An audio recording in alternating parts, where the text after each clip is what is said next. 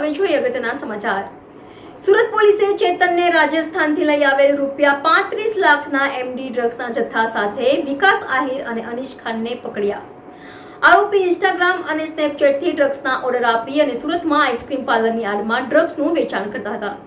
જુઓ સમગ્ર મામલે પોલીસ કમિશનરનું નિવેદન વિડીયોમાં। રિપોર્ટર નૈતિક રેશમવાળા, NN ન્યૂઝ સુરત।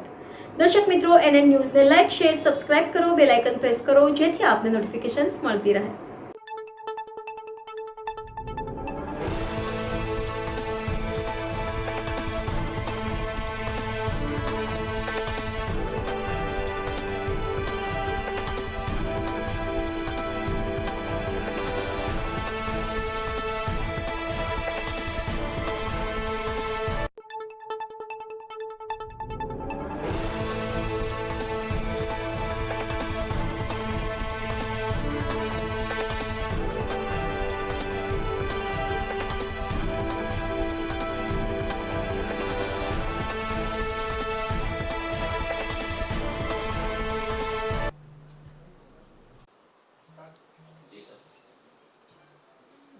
ગઈકાલે તારીખ 21 જુલાઈના રોજ સુરત શહેર એસઓજી પોલીસ તરફથી એવા એક બાતમી આપણને મળી હતી કે એક રાજસ્થાનના એક વ્યક્તિ છે જો અહીંયા આવ્યા છે એમડી ડ્રગ્સ સપ્લાય કરવા માટે।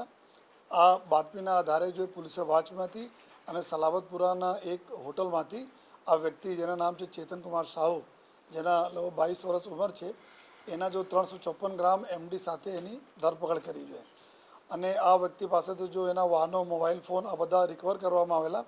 પછી ફર્ધર જો એના પૂરા જો લિંક હતા આ અહીંયા આવીને જો બીજા બે મેન અહીંયાના જો પેડલર છે આ પેડલરોને આપવાના હતા, જેમાં એક અનીસ કરીને નામ છે, અનીસ ખાન ઉર્ફે અન્નુ લકડવાલા, આ ભાટિયાના વિસ્તારમાં રહે છે અને આ પણ જો આ પ્રકારના પ્રવૃત્તિમાં અગાઉ 6 મહિના પહેલે બી NDPSના પેડલિંગ કેસમાં પકડાયા હતા। આ બી એક ગુનેગાર વ્યક્તિ જેના પર 3-4 ગુનાઓ દાખલ થયા છે, મર્ડરના બી ગુનાઓ એના પર દાખલ થયા છે, એક આ સામેલ હતા।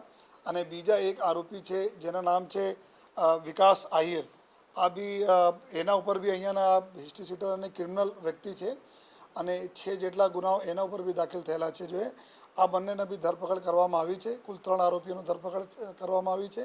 સાથોસાથ બીજા એના જો 7 આરોપીએ બીજા ક્યાંથી और કોણ સાથે સંકળાયેલા છે એના ઉપર તપાસ ચાલુ છે।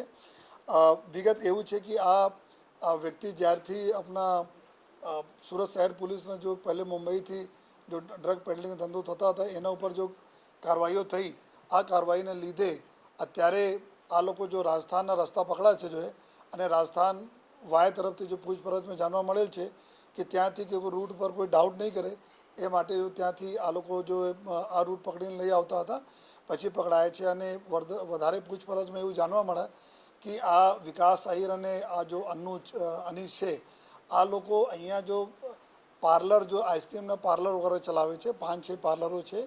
આ પાર્લર ઉપરથી આ લોકો આપણે ગ્રાહકોને સપ્લાય કરે છે એમડી ડ્રગ્સ અને સાથોસાથ અમુક જગ્યાએ આ લોકો એના જો ગ્રાહકો છે એના 2 વ્હીલરમાં બી જઈને અલગ અલગ જગ્યાએ આપતા રહે છે। લેકિન મુખ્યત્વે એવું જાણવા મળેલ છે કે જો પાનના પાર્લરો છે, આઈસ્ક્રીમના પાર્લર છે, ત્યાંથી આપણે ગ્રાહકોને આ લોકો સપ્લાય કરે છે જો તો એના હિસાબથી એક મોટો કેસ સક્સેસફુલ એસઓજી તરફથી કરવામાં આવેલા છે। अब आगे भी અમે લોકો ફર્ધર જઈએ છીએ કે એના લિંક ક્યાં ક્યાં છે, આ ઓર બીજા કોઈને જો થોકમાં સપ્લાય કરવાના હતા, આગળ ક્યાં કોને આપવાના હતા, એના દિશામાં બી પોલીસના કાર્યવાહી ચાલુ છે।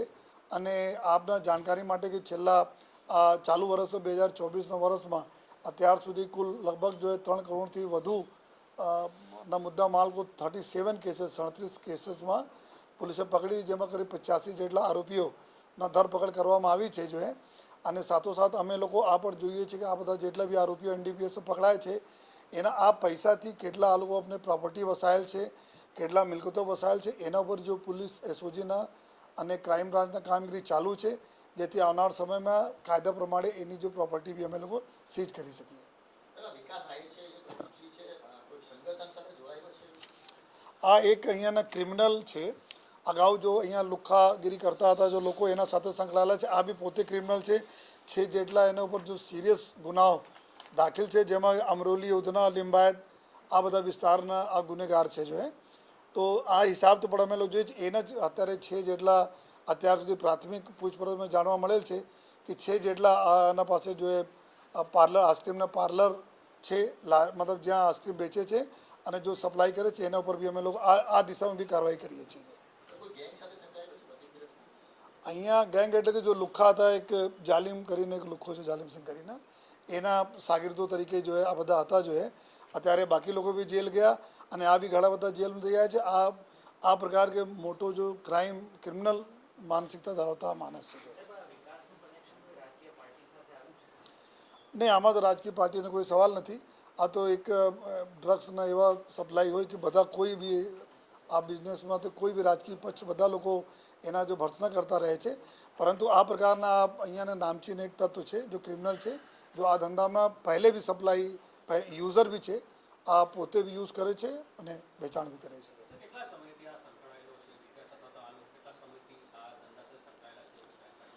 આ જો ગ્રુપ છે, જો આપણા ગ્રુપ પકડાય, આ લોકો સ્નેપચેટ અને ઇન્સ્ટાના મારફતે જો અમે લોકોને અમે માહિતી અત્યારે ઇન્વેસ્ટિગેશનમાં કાઢી છે કે આ લોકો યુઝ કરતા હતા. સ્નેપચેટ એના માટે યુઝ કરે કે એક વખત તમે મેસેજ જોઈ લો તો મેસેજ ડિલીટ થઈ જાય, જેથી કોઈ એવિડન્સ બાકી નહીં રહે જોઈએ. લેકિન અત્યારે જાણવા મળેલ છે કે આ ગ્રુપ જો રાજસ્થાનવાળો મોડ્યુલ છે એના સાથે છેલ્લા કરીબ 3 से 4 મહિનાથી એના સાથે સંકળાયેલા હતા. પૂછપરછ અમે કરીએ છીએ બીજા પહેલેના સપ્લાઈઓમાં કેટલા એના મળતા હતા, ક્યાં કરતા હતા, આ બી અમારી તપાસ ચાલુ છે.